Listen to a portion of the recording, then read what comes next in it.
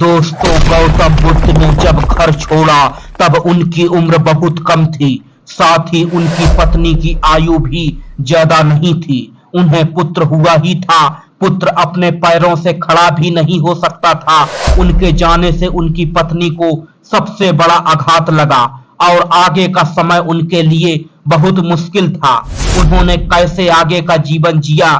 गौतम बुद्ध जब घर से आधी रात में चुपचाप निकले तब उनकी पत्नी यशोधरा एक बेटे राहुल को जन्म दे चुकी थी। बुद्ध जो घर से निकले तो नहीं लौटे। उसके बाद बुद्ध की पत्नी यशोधरा का जीवन कैसा हो गया और बेटे ने क्या किया, वो भी बुद्ध के बताए रास्ते पर कैसे चलने लगे। कैसे उन्होंने भी दुनिया के मोह को छोड़ दिया। कैसे दोनों बाद में उनकी शरण में गए। बुद्ध बने। सिद्धार्थ गौतम का विवाह राजकुमारी यशोधरा से हुआ था। यशोधरा का विवाह 16 वर्ष की आयु में हुआ था। वह पत्नी से कुछ बड़े थे। वह विवाह नहीं करना चाहते थे। पिता ने उनकी मर्जी के बगैर उनकी शादी करवा दी। जिस दिन यशोधरा ने बेटे राहुल को जन्म दिया उसी रात सिद्धार्थ गौतम राजमहल छोड़कर ज्ञान की प्राप्ति के लिए चले गए। फिर वह कभी घर नहीं लौटे और न ही गृहस्थ जीवन में लौटे। तब यशोधरा की उम्र 29 वर्ष की थी।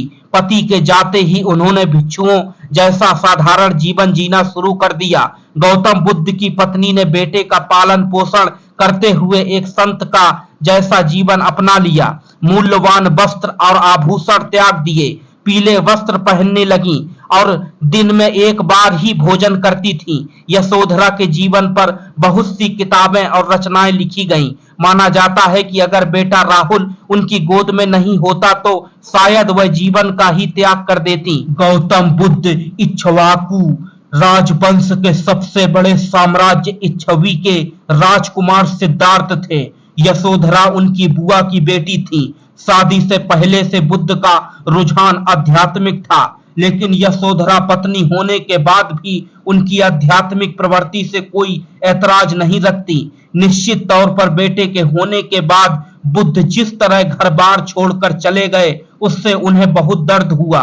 वह बहुत आहत हुई, पीड़ा हुई, लेकिन उस समय उसका धर्म बेटे को पालन पोषण करना था।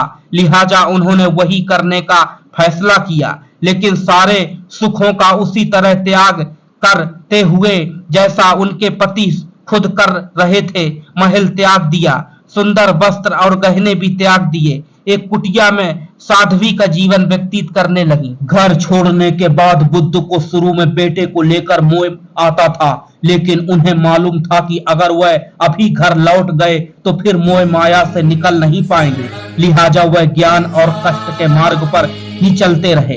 12 साल बाद ज्ञान प्राप्ति पर जब वह वापस आए तो वह खुद उनसे मिलने नहीं गई, ताकि उन्हें लगे कि बुद्ध यह जान ले कि केवल वही नहीं बल्कि उनकी पत्नी ने भी कष्ट और सादगी का मार्ग चुन लिया है। जब बुद्ध को यह सब मालूम हुआ वह खुद उनसे मिलने आए।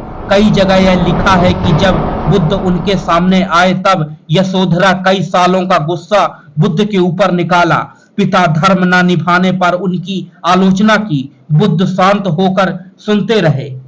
उसके बाद यशोधरा ने कहा, अब मेरा मार्ग भी वही है जो आपका है। वह भी भिक्षुड़ी की तरह ही रहेंगी। यशोधरा भिक्षुड़ी बन गई, बेटा भी भिक्षु बना। बुद्ध जहां गौतम बुद्ध कहलाए तो पत्नी गौतमी कहलाई। जब राहुल 20 साल का हुआ तो उन्होंने निश्चय किया कि पिता से शिक्षा दीक्षा लेकर हमेशा के लिए बौद्ध भिक्षु बन जाएगा। यही हुआ भी। वह बौद्ध भिक्षु बनने के लिए अपने पिता गौतम बुद्ध के पास पहुंचा। उसने बुद्ध से मुक्ति मार्ग और इंद्रियों पर नियंत्रण का प्रशिक्षण देने का आग्रह किया। बुद्ध ने राहुल के आग्रह को स्वीकार कर प्रशिक्षण देना शुरू किया। पुत्र राहुल भी बौद्ध भिक्षु बनकर बौद्ध धर्म का प्रचार प्रसार करने में जुट गया। राहुल के त्याग के चलते यशोधरा भी बौद्ध भिक्षुड़ी बन गई।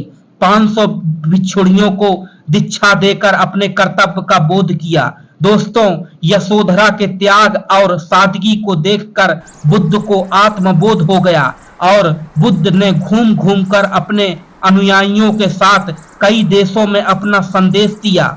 दोस्तों, यह कहानी आपको पसंद आए तो वीडियो को शेयर करें और चैनल को सब्सक्राइब करें।